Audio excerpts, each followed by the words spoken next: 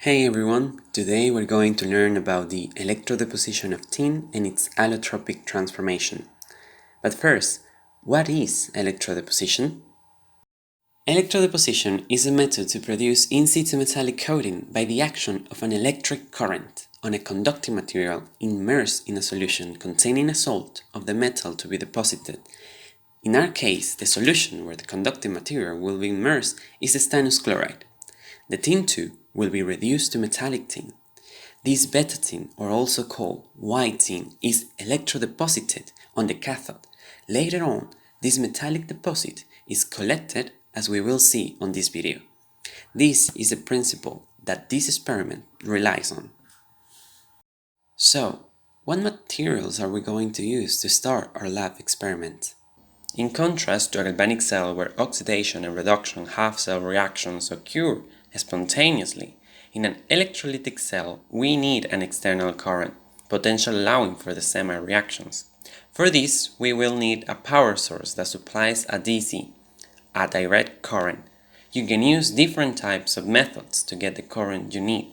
For instance, you can use batteries with different nominal voltages.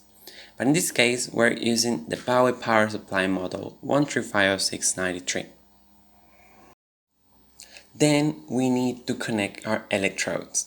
The anode that we're using in this cell is a paperclip. The cathode is a platinum wire. We also need a 10 mm beaker to set up the electrochemical cell. Crocodile clips for electrically connecting the power supply with our electrodes, a washing bottle, filter paper, test tube and Bunsen burner for melting our tin crystals, an Eppendorf tube for sample storage, a pipette with its handler, and of course our chemicals. We're going to use 5 mm of a 2 molar stannous chloride solution in hydrochloric acid and distilled water.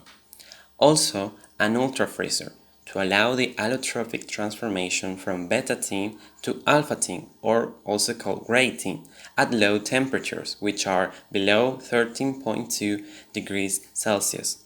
A microscope to observe the tin crystal, and do not forget to protect your hands from chemicals by wearing rubber gloves. So, let's begin. First of all, in order to achieve our goal, we must build an electrochemical cell. These are the steps you need to follow when building an electrolytic cell. First, check that all the materials that you need are clean and in good condition. Then you have to properly connect the wires to the power source. Those wires will be connected to the two selected electrodes. Remember, the anode goes to the negative terminal and the cathode to the positive terminal of the power source. Then we add the electrolytic solution to a beaker.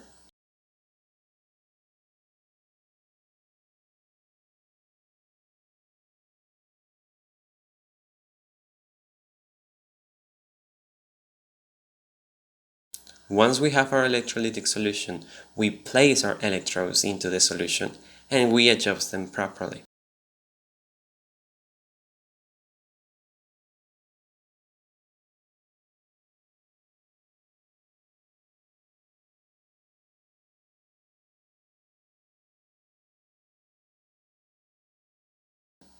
You will have a cell that looks like this.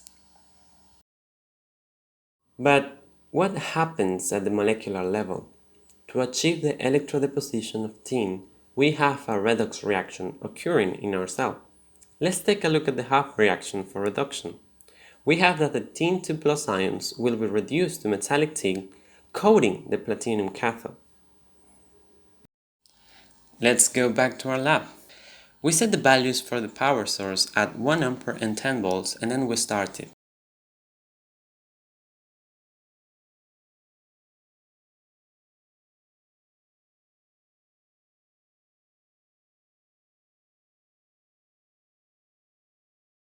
Then tin 2 cations travel through the electrolytic solution to the cathode, where they are reduced and deposited on the surface of the platinum electrode.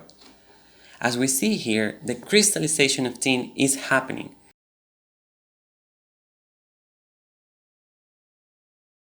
After 5 minutes of applied current, we stop the reaction, and then we collect the white tin layer foam in the cathode.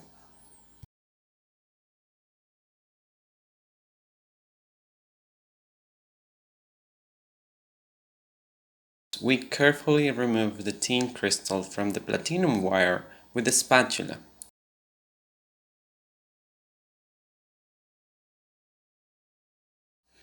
But what will be the structure of the tin crystals under the microscope? Some of the deposited metallic tin is collected and observed under the microscope, as you can see here.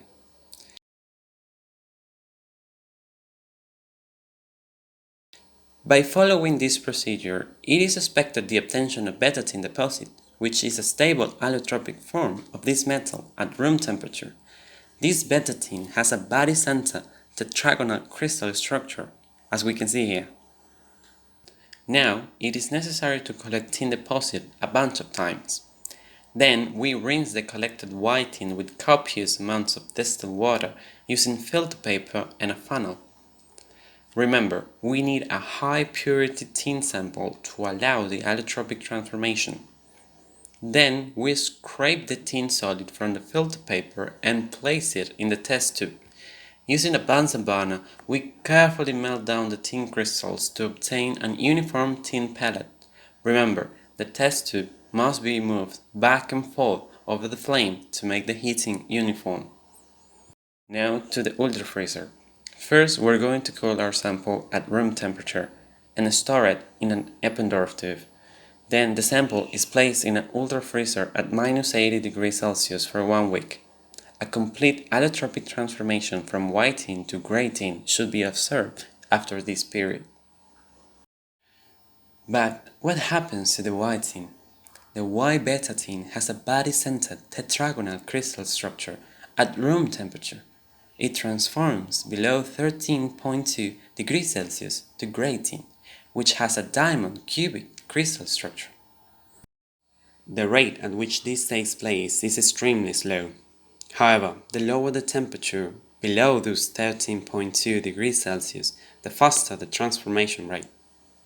Accompanying this white to gray tin transformation is an increase in volume, around 27%, and accordingly a decrease in density, from 7.3 grams per cubic centimeter to 5.8 grams per cubic centimeter.